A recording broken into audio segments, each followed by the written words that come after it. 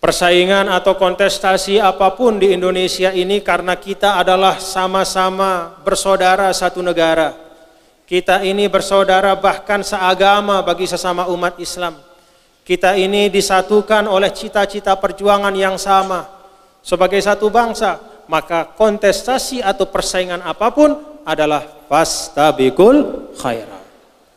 Maka tidak boleh saling menghancurkan. Itu yang pertama.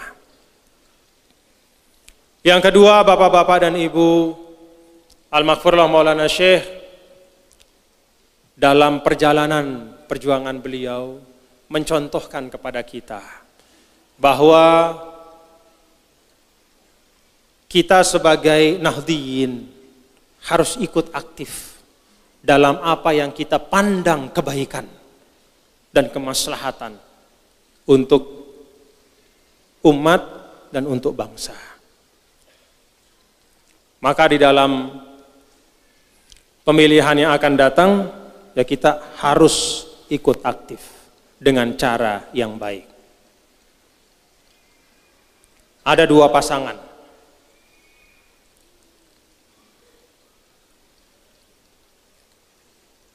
Kita memilih pasangan Bapak Jokowi dan Bapak Kiai Ma'ruf Amin.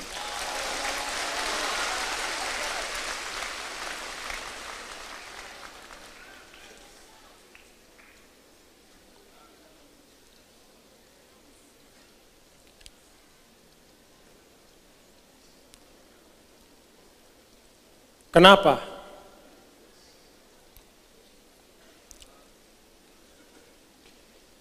Pertama, kalau bagi saya,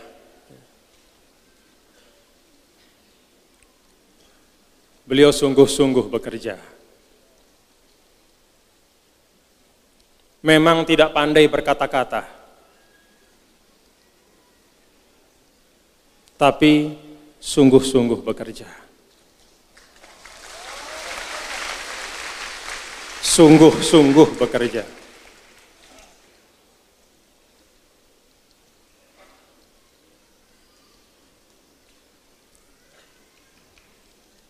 Bahkan mungkin tidak ada pemimpin yang paling banyak dihina melebihi beliau. Luar biasa hinaannya. Hujatannya luar biasa, fitnahannya luar biasa. Bahkan sampai pada hal-hal yang sangat inti menyangkut kehormatan beliau dan keluarga beliau.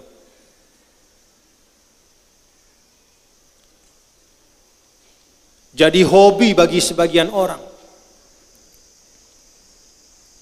Tapi alhamdulillah, yang kita saksikan bersama, walaupun fitnah demi fitnah itu tidak pernah putus, tapi beliau tetap bekerja, sungguh-sungguh bekerja.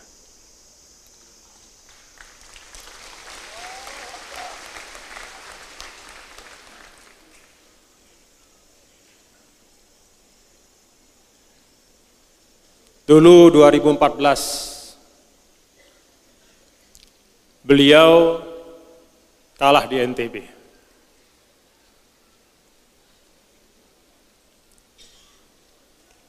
Bahkan kekalahan di NTB itu termasuk kekalahan yang paling besar. Tapi ketika beliau memimpin, tidak ada kekesalan apalagi kemarahan. NTB ini bukanlah daerah yang pemilihnya itu puluhan juta. NTB ini bukanlah daerah yang istilahnya menentukan paling utama untuk pemenang pemilihan presiden. Penduduk atau hak pilih kita 3 juta sekian.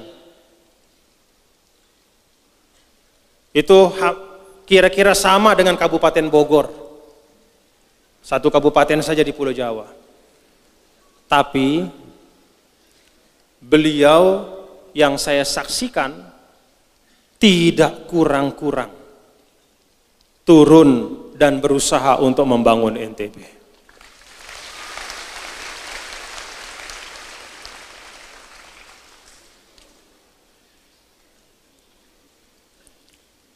Kalau bicara tentang mau menang,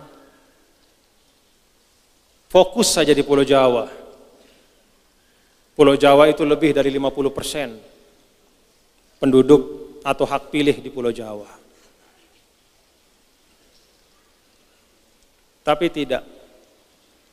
Bahkan di daerah yang beliau kalah, tidak mendukung beliau, beliau tetap sungguh-sungguh memberikan perhatian untuk memajukan NTB.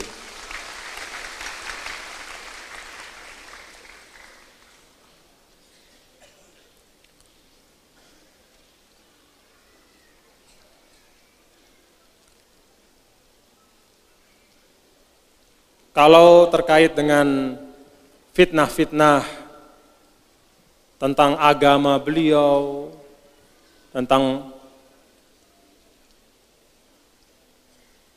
beberapa isu yang menyangkut kehormatan beliau dan keluarga beliau,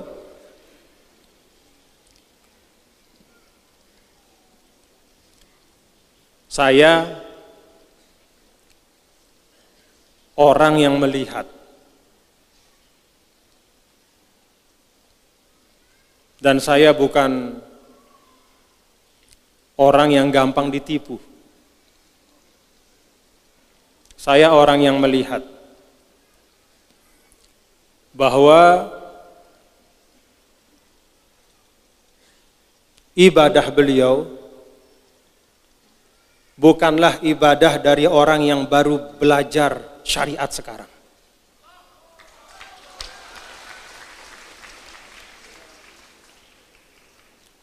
Bukan santri,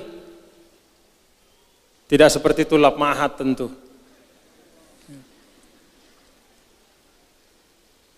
Dalam sisi misalnya muntemaseh-masehang, ya. Dari sisi kefasihan, mengucapkan huruf demi huruf hijaiyah, ya beliau bukan santri. Tetapi dari apa yang saya saksikan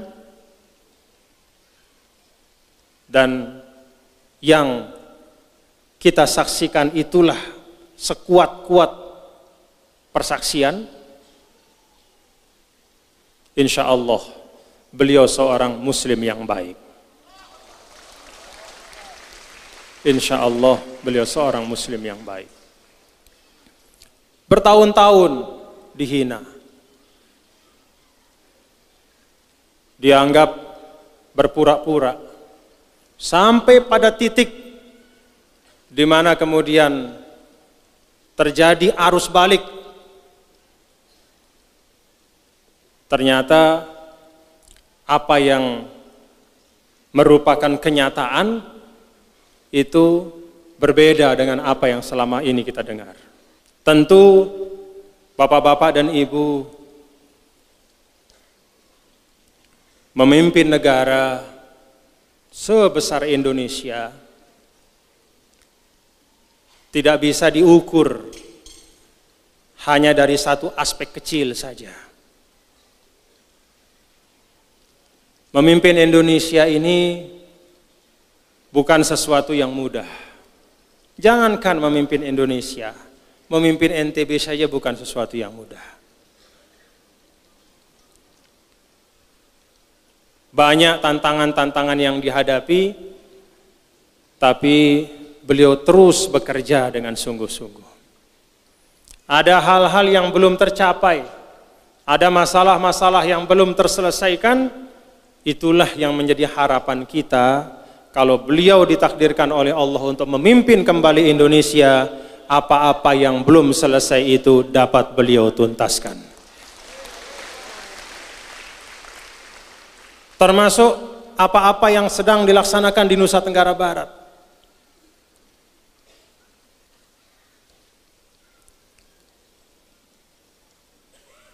Dan Dan bagi kita warga Nahdlatul Wathon,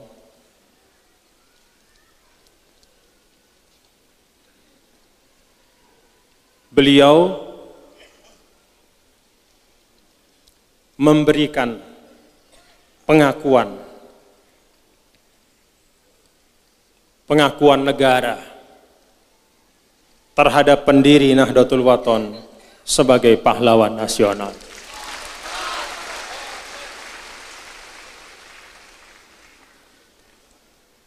Kalau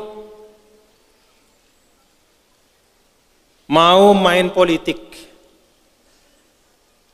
maka Al-Maghfurlah itu tidak akan diberikan pahlawan nasional 2017, tapi akan diberikan sekarang. Tapi memang dalam pembicaraan dengan beliau itu, beliau ingin menghargai. Beliau tahu bahwa Al-Maghfurlah Maulana Syekh adalah pionir bagi pembangunan keislaman dan kebangsaan. Jasa-jasanya terus mengalir dari generasi ke generasi, nilai-nilai perjuangannya terus merubah wajah Nusa Tenggara Barat. Tidak ada keraguan, beliau memberikan pengakuan negara.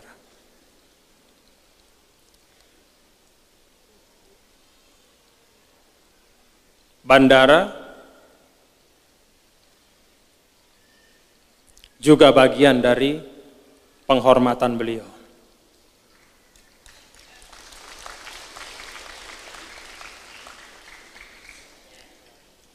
Maka bagi kita warga Nahdlatul Wathon, ajarna ita adek tahu balas budi dengan siwah bagus le ita. Paham sih dah? Paham? Ajarna ita membalas budi dengan siwah bagus le ita. Dan kebagusan itu bukan kebagusan si terpaksa ngebeng ita ndek. Mundik ngebeng ita endah denara apa-apa, dia tebau nuntut endah. Tapi kebagusan sini adalah pilihan. Memang ia milih ngebeng kebagusan, kemuliaan, penghargaan. Hal jazaul ihsan illa ihsan. Maka paham bapak-bapak ibu nggih? Paham.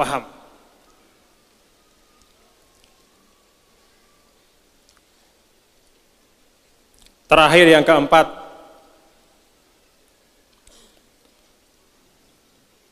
ada hal-hal yang terus-menerus sampai sekarang didengungkan. Salah satu di antaranya adalah bahwa umat Islam pada masa Bapak Presiden Jokowi ini ditekan.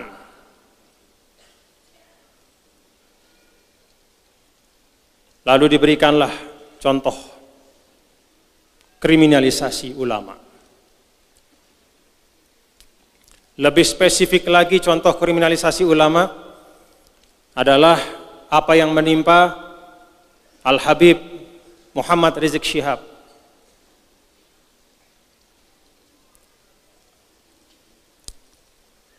Benar enggak? Tetu atau ndek ini? Mari kita uji.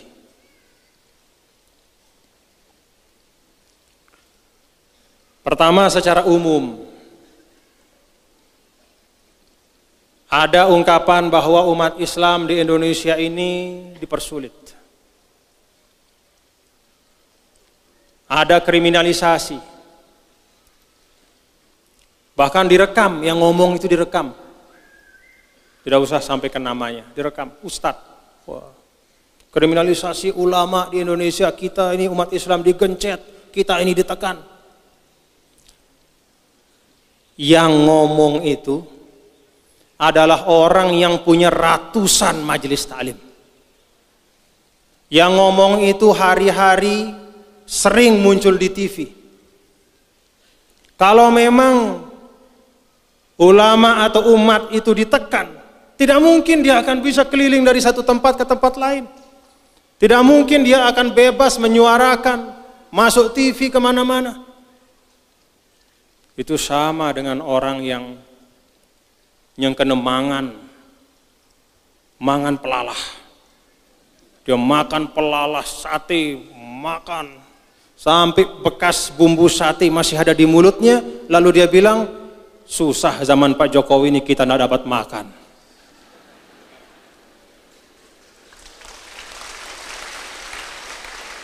Haluhu yukadzibu qaulahu.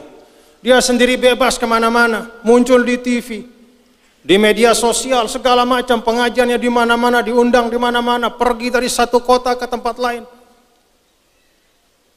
Sekarang dia menikmati itu. Lalu dia teriak-teriak, kita digencet apanya Pak?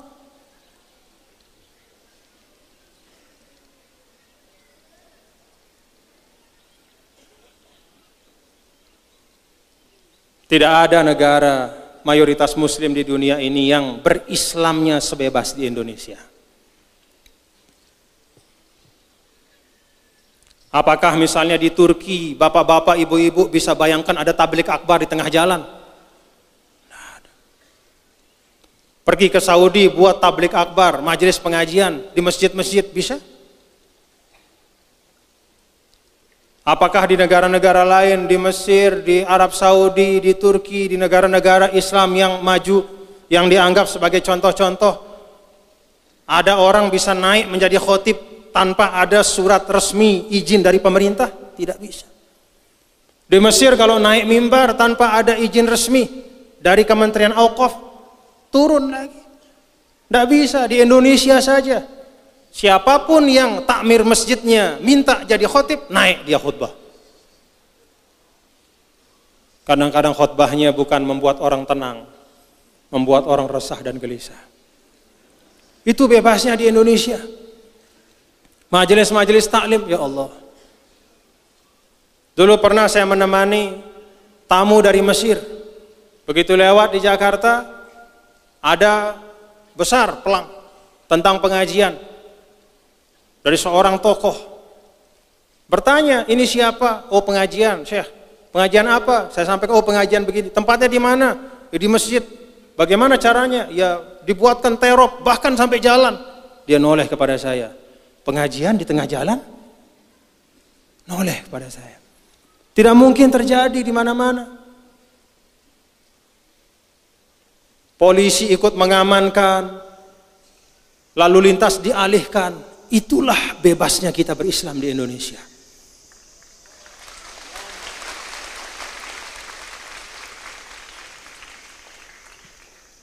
Lalu masih kita bilang kriminalisasi. Bahwa ada hal-hal yang perlu disempurnakan, iya. Bahwa ada hal-hal yang perlu diperbaiki, ya harus.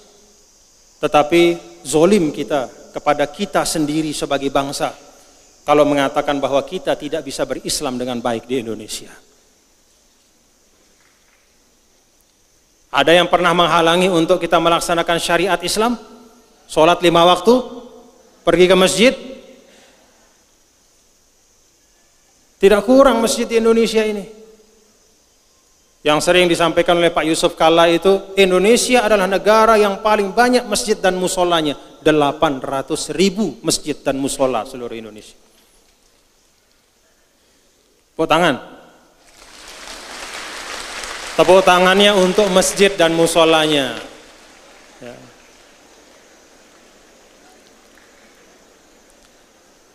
Jamaahnya masih kurang. Jadi tidak kurang-kurang. Kalau di tempat-tempat yang lain yang menjadi pemikiran bagaimana mencukupkan jumlah rumah ibadah, jumlah masjid. Kalau di Indonesia yang jadi pikiran bagaimana mengisi masjid. Tetua tonde. Tetua tonde.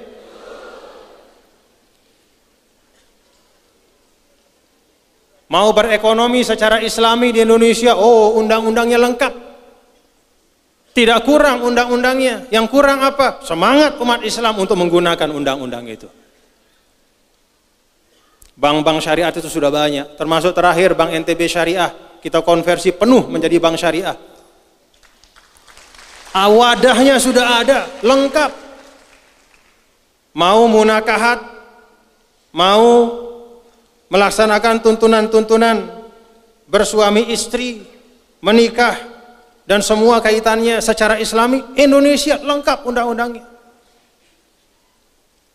Mau berwakaf secara Islam, Indonesia ada undang-undang wakafnya. Semua diatur. Itulah fasilitasi. Sehingga kalau sebagian ulama mengatakan negara Islam itu pertama adalah negara yang sebagian besar penduduknya adalah Muslim, Indonesia sudah masuk di situ. Negara Islam adalah negara yang tazharu fihi syara'iul Islam, yang bisa ditampakkan syiar Islam secara terbuka. Dicontohkan oleh Imam Nawawi, sholat 5 waktu. Di Indonesia ini bukan hanya sholat 5 waktu. Sholat-sholat sunnahnya pun bisa secara terbuka. Banyak majelis-majelis tahajud bersama. Bahkan tidak seperti yang ada di Saudi, di Mesir, dan negara-negara yang lain, bahwa loudspeaker masjid itu hanya berbunyi ketika azan. Di Indonesia tidak sedikit loudspeaker yang sudah bunyi setengah jam sebelum azan, walaupun di situ tidak ada orang ya. Nyala loudspeakernya. Ngaji panjang, habis itu panjang. Di mana mau lihat? Pergi ke Turki, coba dengar di situ. Ada enggak? Sebelum sholat itu ada ngaji 10 menit, setelah sholat ada ngaji? Enggak ada. Ada enggak majelis taklim yang menggunakan speaker masjid? Setelah misalnya zuhur kemudian pakai speaker pengajian, atau setelah maghrib di Turki, di Mesir, di Saudi, ada enggak? Kalaupun pengajian itu ada, dia pakai speaker dalam, tidak menggunakan speaker luar. Jadi jangan termakan oleh hasutan bahwa di Indonesia ini kita berislam susah. Tidak, ruangnya sangat lebar, kesempatannya sangat luas. Bahkan kita sendiri yang sering tidak mampu menggunakan kesempatan dan ruang itu.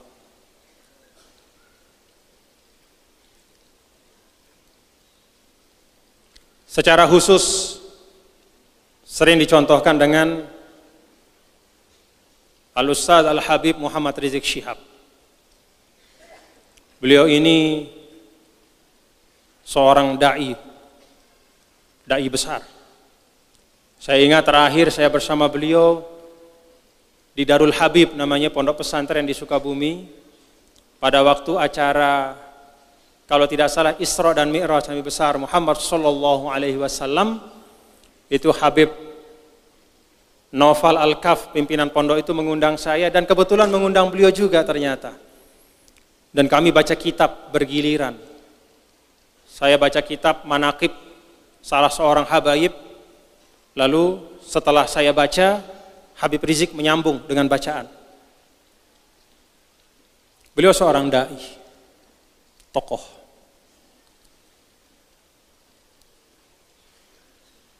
Dikatakan dan dicontohkan oleh banyak pihak bahwa pada masa Bapak Jokowi ini ada kriminalisasi. Contohnya kepada Habib Rizik. Apa yang sebenarnya sekarang terjadi? Benar bahwa Habib Rizik pernah ditersangkakan, tapi kemudian di SP3-kan. Ada proses hukum, lalu SP3. SP3 itu artinya tidak masuk pengadilan, apalagi masuk penjara. SP3 itu stop prosesnya. Di masa sebelum Pak Jokowi, Habib Rizik tidak hanya ditersangkakan, bahkan beliau diterdakwakan, diadili, dipenjara, dan menghabiskan waktu hukuman di penjara sampai beliau bebas. Kenapa pada waktu itu tidak ada yang mengatakan kriminalisasi ulama? Apakah masih tidur seperti Ashabul Kahfi dan baru sekarang bangun? Ini pertanyaan sederhana. Kemana Anda dulu ketika beliau di penjara? Kenapa Anda tidak mengatakan bahwa pemerintahan sebelum Pak Jokowi kriminalisasi ulama? Tidak ada yang ngomong begitu. Padahal yang dialami dan yang diderita oleh Habib Rizik Syihab itu jauh lebih berat dari sekarang. Kalau sekarang tersangka tapi selesai SP3, tidak jadi karena tidak cukup bukti.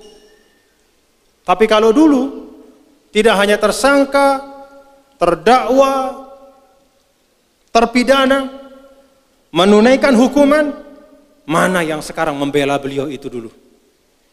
Mana? Artinya apa Bapak-bapak? Suara-suara yang menggunakan nama beliau sebagai alasan terjadi kriminalisasi ulama, suara-suara itu semata-mata adalah suara mereka yang tidak suka kepada presiden.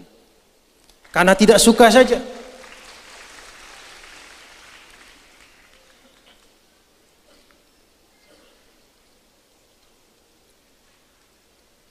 Kalau memang betul ukurannya adalah apa yang menimpa beliau, justru beberapa tahun yang lalu jauh lebih berat.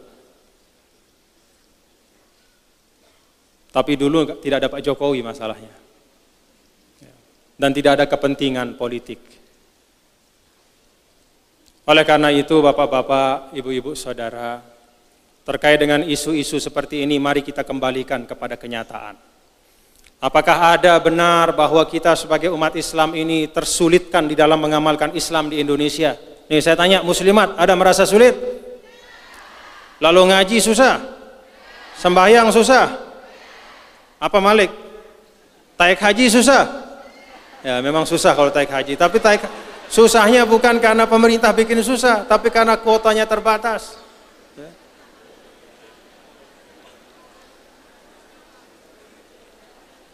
Tapi tidak ada hal yang menunjukkan dengan nyata bahwa ada kriminalisasi atau ada upaya untuk meminggirkan umat Islam. Ini saya sampaikan Bapak-bapak, mengajak kita semua berpikir, apa yang kita baca di media sosial itu sebagian besarnya itu hoax, bohong. Apalagi yang ajaib-ajaib. Ajaib-ajaib. Ada katanya tiba-tiba surat suara sudah tercoblos, ternyata bohong. Satu persatu ketahuan bohong. Inna lillahi wa inna ilaihi raji'un. Sekali lagi Bapak-bapak, Ibu, Saudara, bagi kita ini adalah fastabiqul khairat. Kedua pasangan calon ini adalah putra-putra bangsa terbaik. Tapi kita semua warga Nahdlatul Wathon, saya ajak untuk kompak semuanya. Kompak semuanya. Untuk bersama-sama kita mendukung pasangan Bapak Jokowi dan Bapak Kiai Ma'ruf Amin. Siap Bapak-bapak Ibu? Siap Bapak-bapak Ibu? Alhamdulillah. Silahkan disampaikan kepada saudara, kepada tetangga, kepada teman-teman, kepada sahabat. Luruskan bahwa kita di Indonesia ini adalah bangsa, adalah umat yang sangat lapang di dalam kita berislam. Tidak ada hambatan apapun. Tentu sesuai dengan aturan-aturan yang ada. Karena kita juga diperintahkan untuk menegakkan aturan, menegakkan hukum. Bapak Ibu hadirin dan hadirat sekalian, yang terakhir, yang kelima, ada kader-kader kita yang sekarang sedang berjuang dan berikhtiar. Saya minta Bapak-bapak tanpa kecuali ya untuk mendukung kader-kader perjuangan kita. Kader-kader Nahdlatul Wathon, baik di tingkat DPR RI, ada DPD, ada DPRD tingkat 1, DPRD tingkat 2 terus bersama-sama. Dukung dengan niat untuk menjadi jalan sampainya suara kita kepada pemerintah, sampainya aspirasi kita agar bisa ikut aspirasi itu di dalam membentuk masa depan kita di NTB dan juga di Indonesia. Saya minta bapak-bapak dan ibu-ibu, saya tidak bisa menyebut menyebut secara detail ya, tapi paham bapak-bapak ibu? Nah, ada contohnya ada Haji Muhammad Samsul Lutfi, ada Tuan Guru Haji Hasanain, ada Bapak Haji Heru Rizal, ada Bapak Haji Irzani dan banyak lagi kader-kader kita. Saya minta sebagai warga Nahdlatul Wathon, maka bapak-bapak dan ibu-ibu bisa membantu. Inilah yang dapat saya sampaikan, dan sekali lagi ini berfastabiqul khairat. Walaupun kita mendukung pasangan Bapak Jokowi dan Bapak Kiai Ma'ruf Amin, tapi kita tidak boleh menistakan, menghujat pasangan yang lain, pasangan Bapak Prabowo dan Bapak Sandiaga Uno. Semuanya kita hormati, tapi kita punya pilihan. Siapa pilihan kita, Bapak Ibu? Nah, siapa pilihan kita? Paham sih dah? Paham Bapak Ibu nih? Dende mele termakan isi hoax. Dari sekarang sampai April, serbuna HP sih dah. Serbuna HP sih dah, macam-macam. Dende termakan.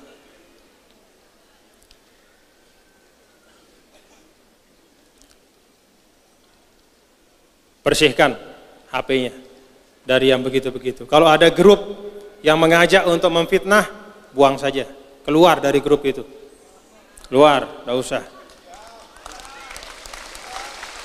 Dia ngerombok pahala anda, minak mata anda sih doang kita hal-hal silengi lagi, baca sesuatu silengi, dengar sesuatu silengi, pulang. Ada kan diisi handphone si pengajian, ngaji murotal, solawat, no, ini dia bergrup-grup WA doang. 77%, 77% dari pengguna media sosial itu menjadikan WhatsApp dan grup WhatsApp sebagai sumber informasi utamanya untuk media sosial. Ini keruan wahli aras. Hajat dari politik ini, mudah-mudahan kita semakin kokoh sebagai bangsa.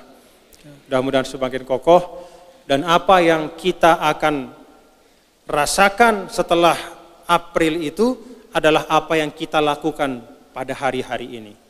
Kalau kita menyebarkan kebohongan dan saling hujat, maka nanti kita akan merasakan perpecahan yang luar biasa. Tapi kalau terus kita jaga semangat persaudaraan, ya namanya pilihan. Yang namanya pilihan, ya pasti ada yang berbeda-beda. Tapi kita sebagai warga Nahdlatul Wathon kompak. Ada perbedaan dengan yang lain, kita hormati. Mungkin itulah pandangan dan istihadnya. Pandangannya seperti itu, silahkan. Tidak boleh saling memaksakan. Tapi bagi kita sekali lagi, pilihan kita, dukungan kita, dan kerja-kerja kita dalam beberapa waktu ke depan sampai tibanya 17 April itu adalah dalam barisan Bapak Jokowi dan Bapak Kiai Haji Ma'ruf Amin. Demikian yang dapat saya sampaikan. Bagaimana pelaksanaannya? Insya Allah di sini ada Pak Gubernur. Pak Gubernur ini juga sudah janji sama Pak Jokowi. Ada Ibu Wakil Gubernur. Ibu Wakil Gubernur juga sudah janji sama Pak Jokowi. Jadi nanti akan dilihat bagaimana pelaksanaan janji dan komitmennya. Ya. Jadi ikhtiar-ikhtiar ke depan akan dipimpin oleh Bapak Gubernur dan Bapak Wakil Gubernur, Ibu Wakil Gubernur. Walaupun tidak dengan bahasa tim ses resmi, tapi beliau yang bertanggung jawab insya Allah untuk terus bekerja dan memastikan mudah-mudahan ikhtiar kita akan diberikan kemudahan oleh Allah Subhanahu wa taala. Makasih Dr. Zul ya, Ibu Wagub juga terima kasih ya, dan insya Allah ya kita niatkan ini bagian dari fastabiqul khairat. Tiang lunas maaf sebagai pimpinan kalau ada hal-hal yang masih belum maksimal dapat terlaksana, tapi kita terus bekerja dan bangunlah silaturahim dengan semua pihak, dengan semua organisasi Islam, seluruh kelompok masyarakat, dan bahkan ke saudara-saudara kita yang non-muslim. Kita semua ini adalah bagian dari satu wadah bersama yang namanya Negara Kesatuan Republik Indonesia. Mohon maaf banyak kekurangan dan kekhilafan. Al-afu minkum wallahul muwaffiq wal hadi ila sabilir rasyad. Assalamu alaikum warahmatullahi wabarakatuh.